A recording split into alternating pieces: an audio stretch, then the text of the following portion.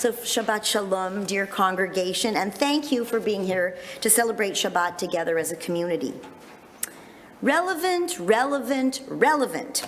There seems to be an imperative today to prove to our younger generations that the messages of our ancient Torah have relevancy for modern life.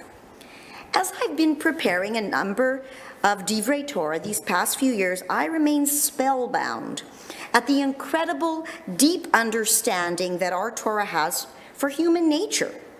Torah deeply understands the beauty of humanity, its potential, and its flaws, and provides concrete solutions to help us protect ourselves and from others, but also to connect us to others and to enable us to thrive and reach our own potential. With this said, it's still very difficult to understand how this week's Parsha may be relevant in our own lives. The gory details of skin disease is probably a good thing that we didn't translate all of it. If you are concerned that we may grapple to understand some of these stranger and more painful moments that appear in the Torah, understand that our rabbis and sages too had challenges throughout the ages. This week's Parsha, at a first glance, is a difficult one. It deals heavily with the laws of Tzaharat, a disease often compared to, but distinct from leprosy, which appears as a consequence of one's action. It's almost like how we could have a breakout or a rash because of something stressful in our lives. So while leprosy has a biological cause, Tzaharat has a spiritual one and cannot be cured by medical intervention. We know that it's not the same as leprosy, known as our contemporary medical understanding, because Tzaharat is not only an affection of our skin, but can also come out on our clothing and even on the walls of our homes. Tzaharat is diagnosed by the high priest, who then sends the sufferer into isolation until they are purified through a particular ritual, including, among other things, the washing of clothes, shaving of hair, immersion in a mikvah. During the period of isolation, the sufferer must examine their behavior and engage in tshuva, repentance, to remedy the affliction.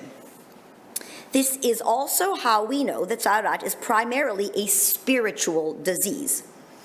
One seeks out the Kohen and not a medical practitioner because it is clearly understood to be different than a mere dermatological affliction. The real cure for this Tzaharat is a spiritual one and not a medical one. So what exactly is it and why does it happen? Particular sins appear to cause this affliction, with the sin of Lashon Hara, gossip, and defamation of others being the most common cause. So, why for this particular sin and not for other sins? So according to the 13th century halachic work called Sefer HaChinuch, the Book of Education, which was written anonymously in Spain, the author suggests that it serves as a warning and can be remedied before spiraling out of control. This lesson is reinforced when we learn that even a very small patch on one's skin, clothing, or home requires isolation of that person from their community for a serious moment of repentance, introspection, and redemption involving the Kohen. This demonstrates more about the sin than about the affliction itself. The sin of Lashon Hara is extremely serious. Proverbs 22:1 states, "A good name is more desirable than rubies, a good reputation than silver or gold."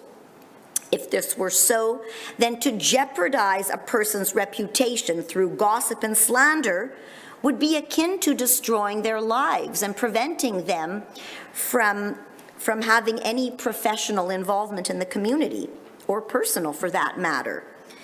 Judaism promotes the importance of a good name and warns us of the dangers of gossip and slander to a person's reputation and credibility. In Rashi's commentary on the Parsha, the severity of the sin of Lashon Hara is because of its propensity for dividing people and generating conflict. We just said the Amidah in our service. We say the Amidah 3 times a day, the silent devotion, and it serves as a reminder to guard ourselves from the temptation to engage in Lashon Hara. Psalms 19:15, "Blessed are you, Lord, who blesses his people Israel with peace." So a connection to peace. "May the words of my mouth and the meditation of my heart be acceptable to you, Lord, my strength and my Redeemer. And my God, guard my tongue from evil and my lips from speaking deceitfully." We read it, but does it actually sink in? And we say this 3 times a day. This passage serves as a reminder to guard our speech and to be wary of the power of that speech to create or to destroy. For millennia, our sages have taught this foundational principle and built it into our daily ritual, with aligns with what modern social psychology has to say about the harm that can be done by the nasty habit of gossip. Israel Meir Kahan, known as the Chafetz Chaim, he who runs after life, was an influential rabbi of the Musar movement, a halachic posek and ethicist whose work continues to be widely influential in Jewish life. He was a 20th century Jewish figure, and he established his reputation first and foremost as an opponent of Lashon Hara, evil speech. What is novel about his work is that it consists in an attempt to provide detailed rules. It doesn't just say, don't gossip, but it gives detailed rules on when and where to speak and when not to speak, a subject that has since been confined to the moralistic literature. In our times, Rabbi Joseph Telushkin's book, Words That Hurt, Words That Heal, challenges the reader to monitor their speech and interactions with others to see what they reveal. He presents the 24-hour challenge for the reader to consider the observations that can be made about the conversations that they have started and being drawn into or overheard. I myself did the 24-hour challenge and was very surprised at how we get into those little conversations and how difficult it is to shut them down. Having taken this challenge, I can relate to the cure that was administered in biblical times, that was to protect the community from Sahara, where one must be separated from others. Our sages believe that this affliction could behave like an epidemic and be transmitted to others. And if you take the 24-hour challenge, you will see how quickly this temptation to gossip can spread.